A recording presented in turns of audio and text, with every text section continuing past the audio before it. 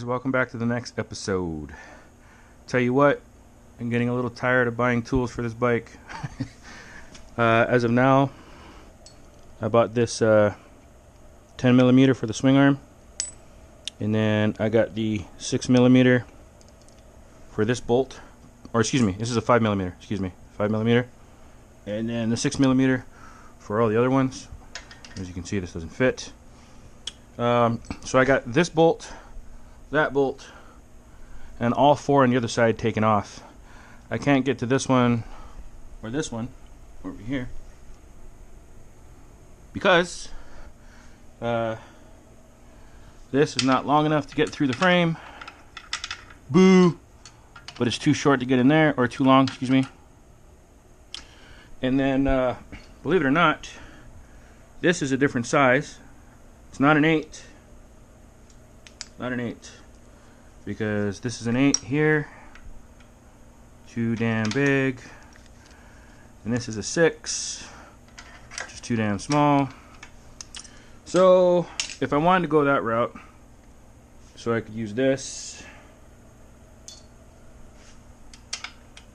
I would need a 7mm here. What I think I'm going to do is just get a 6mm, you know, one of these. 6mm, but I don't have one that's strong enough. I tried this one and I just torqued the end because it's super cheap. So what happens when you buy from China. Anyway, I got 6 of the 8 bolts out. I have unbolted the phase leads, and they are marked with a wonderful fingernail polish provided via the wife many years ago. So 1, 2, 3. Happy times. Let's keep that off the frame. So now as soon as I get these 2 bolts out of the bottom, I can lower the thing straight down, and that's when I'll run the wires, the phase leads. I'll run the phase leads down out of the frame, but I'm going to leave them as they are now because it's a pretty tight fit in there.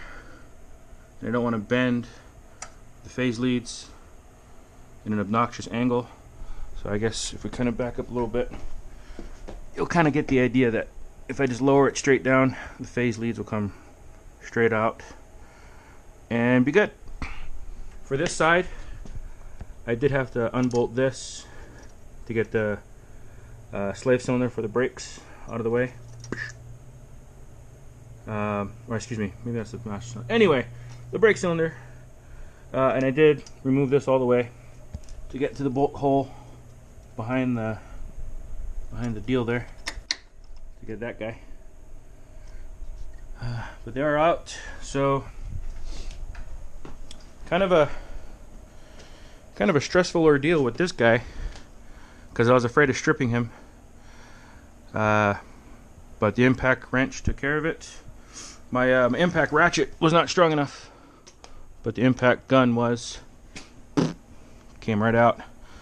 Well, I shouldn't say right out. Took a couple of tries. Knocked the Loctite loose. I guess there is Loctite.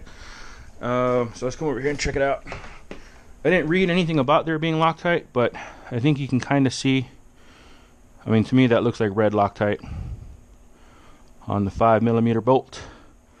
And it is unique from the rest of the bolts. The rest are kind of just regular Allen heads with a flat washer. This one is tapered. Oh god, I don't know if I'm sorry if that was a bad angle. Anyway, here is the flat washer on 5. Math is hard. 5 of the bolts, and then I got 2 more on the bottom left side of the motor. This is the 5mm. I don't know. Hopefully you can see that. I don't know. But the point stands. It's out. And I got 2 more bolts to go. And then the motor can come out. And then we will worry about fussing with the sprocket. And if I get some cold feet, just drive it down to the dealer. But for now, the plan is to give it a go. So I'm going to need a strap wrench to hold the sprocket. A torch to heat the bolt. To try and get that Loctite to let go. And then hit it with the impact gun. Alright, so shoot. We're about the 5-minute mark. You know what? I'm kind of disappointed that they're using different sizes for their Allens in all kinds of different places. Some kind of standardization would have been nice. Reduce the quantity of tools that you have to carry around if you're going on a road trip, etc. And I would think they would probably keep the cost down too if you have like a smaller assortment of bolts. But hey, whatever. I think that about covers everything I got going on right now. So thanks for watching, and I'll see you on the next one.